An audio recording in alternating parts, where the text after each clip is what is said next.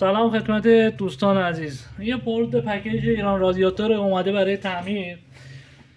یه چه سیمبندیاشو میخوام توضیح بدم یکم بیشتر باهاش آشنا بشیم. از این سمت این سوکت ورودی برق 220 ولت فازونول.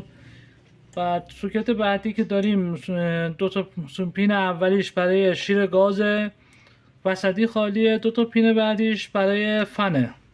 بعد سوکت پشت سرش هستش که دوتا اولی برای پمپ آبه، بعد سه تای دیگه هم برای شیر سراغ است. بعد میریم جلوتر، اینجا ما جرقه زن رو داریم که یه یون جرقه زن به اینجا میخوره، یه یون دیگه به این میخوره. اینم برای ارتشه که این سه تا باید همه وصل باشن، هم یون جرقه زن هم یون تشخیص شعله. این دوتایی باید با هم باشن تا عمل بکنه. ارت هم که باید به بدنه وصل باشه. بعد اینجا یه دونه پین داریم که یه سوکت داریم که 4 پین است. دوتا اولیش اتصال کوتاه میشه، دوتا بعدی مال ماژولیشن گازه که نیازی نیست اتصال کوتاه بشه و این سوکتش به این صورته. حالا ما داریم از قبل، میزنیم اینجا. این اتصال کوتاه اینم نیازی نیست دیگه. بعد سوکت بعدی که ما داریم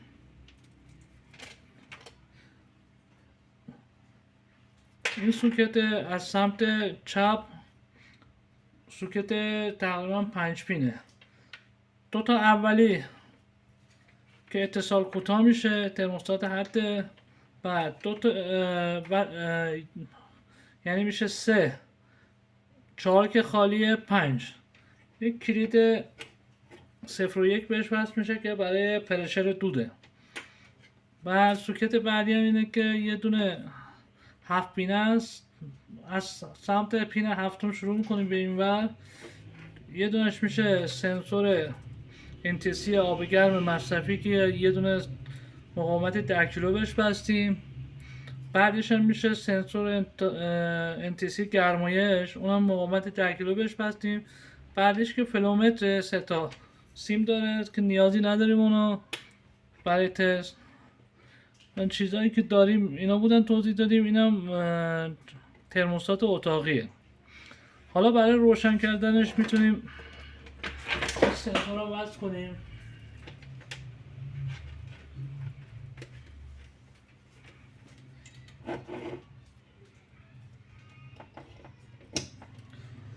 گفتم این فنه، اینم شیر گازه. حالا ما چیزی که داریم اینجا نمیاریم این ور.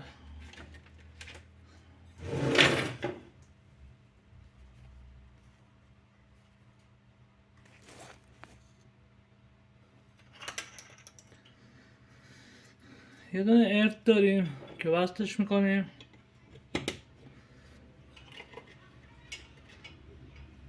یه یون جرقه زن داریم، یه یون تشخیص شعله. اینا رو وصل میکنیم. برای تستش باید برق رو بهش وصل کنم تا بتونیم تست بگیریم. الان من داشتم کار انجام میدادم و حواسم نبود، برق منو گرفت. باید حواستون باشه که برق 220 ولت، خطر داره. میزنیم به برق. خب این سنسور باید به سمت بالا پایین باشه تقریبا. وقتی برق رو روشن میکنیم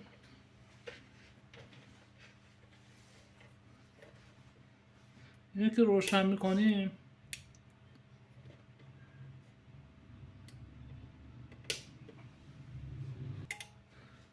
خب حالا روشنش میکنیم.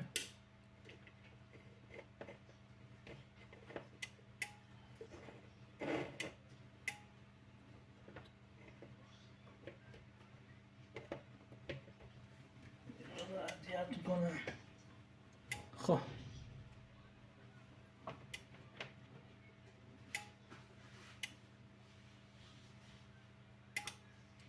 فن روشن شد. ما این کلید 1 میکنیم که روشن. حالا خاموشش میکنیم تا فن دوباره. حالا که روشن میشه میره رو حالت جرقه. صدای جرقه رو داریم میشنویم. روشن شد.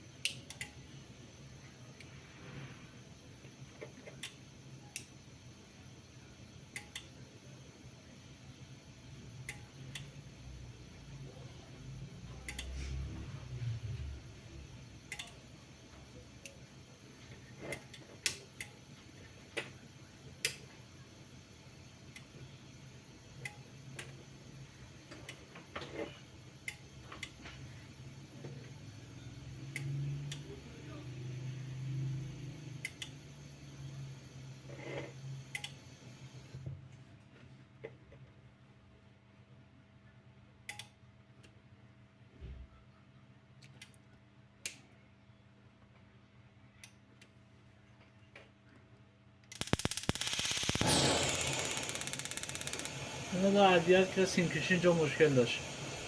الان شعله رو روشن کردیم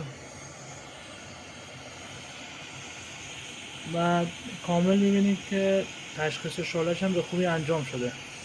یه ویدیو رو قطع نکردم که کامل ببینید بعد اون موقع اذیت میکنه سیم بندی اینا به چه صورته.